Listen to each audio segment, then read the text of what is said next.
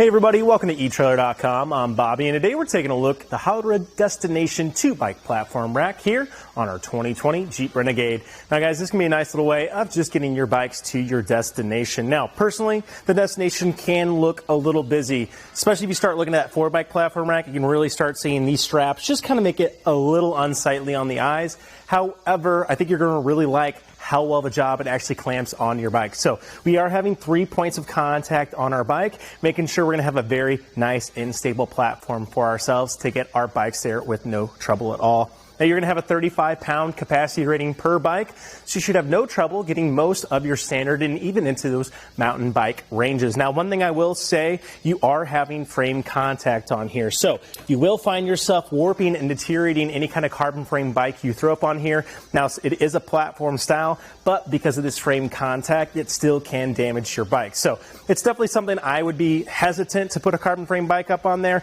Now most of that pressure is going to be on your wheels. However, it always is an issue. So on the safe side, I just go ahead and say probably a no-go on those carbon frame bikes. However, you should have no trouble at all getting most of any bikes on here that you want. Now this middle post, it is a frame mount of course, but it does have 360 degrees of revolution. So that's going to go ahead and allow yourself to really change this up for whatever bike you need. So of course you can have your horizontal posting, your vertical, and even your diagonal like we have here today. So that makes it a very versatile bike rack. You're going to have an easy time changing out the bikes you have on here. So maybe you got another friend in yourself that you want to take out. Going to have no trouble adjusting this for the bike you need. And talking about adjustments, here at the bottom too, you are going to have these guys right at the bottom being able to be transposed between each other. Now I don't think you're going to find you have to use this a lot, of course. As you guys can see, we already are kind of set on our furthest element here.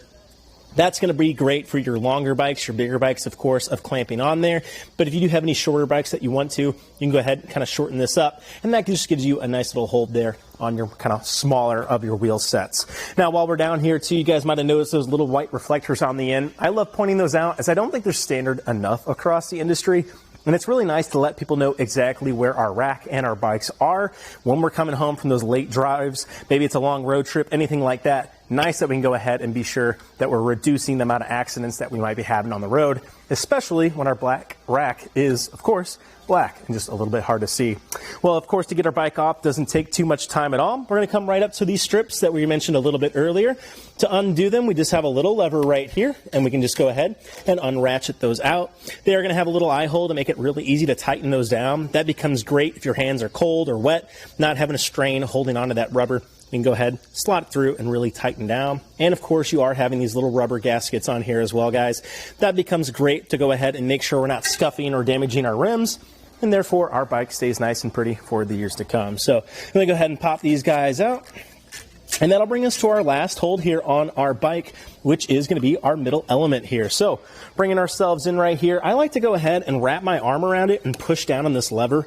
Makes it really easy to go ahead and push those guys. And of course, make sure that my bike isn't going to be tilting into my vehicle, as we don't want to be causing any damage to our vehicle or our bikes. Now I can just simply take my bike, grab it, and walk it off just like that. So you guys probably noticed too when the bike was on there, wasn't really interacting with our taillights here, which is great too. So one thing to keep in mind though, if you have those bigger bikes, as you start getting them on here, keep in mind, only about 15, 35-pound bikes on here. But just keep in mind, if you have any really tall tires, they might start impacting that. One thing that I like about it though, our hitch here in the Renegade sits really low. So I don't think we're gonna have any issue, of course, seeing out the back of here. And for people seeing our cowling lights, anything like that, we're gonna have no trouble. But to actually bring this arm down, we can go ahead and make this just a little bit more concise. Let me go ahead and bring these strips in just a little bit. We are going to have this little middle element here. This post is actually what's giving us our structure for our mast. All we have to do, back off that knob like that, bring that lever off to the side, and then we can either bring our mast this way or this way. Doesn't really matter. For myself, I'm just going to go this way. And what I like to do as well, guys, take this extra strip right here, run it around your mast, down and into position here, just like so. Get that eye hole, go ahead and start securing, and that way your mast isn't going to be popping up at all. Of course, this is nice when you want to carry in this position, but we actually do have a way of actually condensing this down. So one thing we got to keep in mind with any hitch mounted accessory is we are adding length to our vehicle. Now the Renegade, not the longest vehicle out there, of course, but it is important to keep in mind We want to pull this in the garage, get us a little parking maneuver. So from the rear of our vehicle here to the very end is putting us at 23 inches from the back of our vehicle, almost 2 feet there, and we can actually shorten that down. We're going to come right up in here to the middle, and we're just going to simply pop that guy and undo that knob. Now, before I get carried away with myself, though, guys, one little dimension we do want to keep in mind is going to be our clearance. So sorry to kind of warp you guys all around. From the ground to the very end of our carrier here at our wings is going to be putting us at 12.5 inches there. So one thing to keep in mind with the Renegade, that hitch is very low already. So we are having a little bit of rise in our carrier, which is great. I think that's one thing that's really good about the Destination, especially here on the Renegade, is you're getting a little bit of help with your clearance. So as those front wheels go down, the front wheels go up, the back will go down, and so will your hitch-mounted accessory. So we do want to watch this clearance. With 12 inches or so, I think we're actually in a pretty good spot, especially from where our hitch is starting. So I'd be a little careful with the Jeep. If you're doing a little off-roading, just keep in mind you do have just a little bit of clearance to watch out for. But that does bring us back up here to our middle element to get us to walk this guy up. We're just going to have this little knob right here, simply with a lefty-loosey action. And go ahead, spin it a little bit. That little safety cable is going to allow us to dangle it like so, and then I can just walk this right up into position. So I'm not going to go all the way. There is going to be just a little bit of alignment hole we need to find. Once we find it, we can re-add our knob, simply down until we're nice and secure. And then we can go ahead and re-add our retaining clip on the other side. What I like about this too, you're not going to have too much movement in this position. A little bit of rocking is going to happen, and you can always re-tighten this down to make sure it's nice and secure as you go. Feeling that or hearing it as it's in this position, which is great. To give you guys an idea of how close we are here, though, we can go ahead from the fascia here to the very back is putting us at about 2 inches or so to our closest point. Now, I would probably go ahead and move this little pad around. You guys can see how that wants to kind of rub up close, but once we just go ahead and tuck it away, we should have no contact with our vehicle, which is great.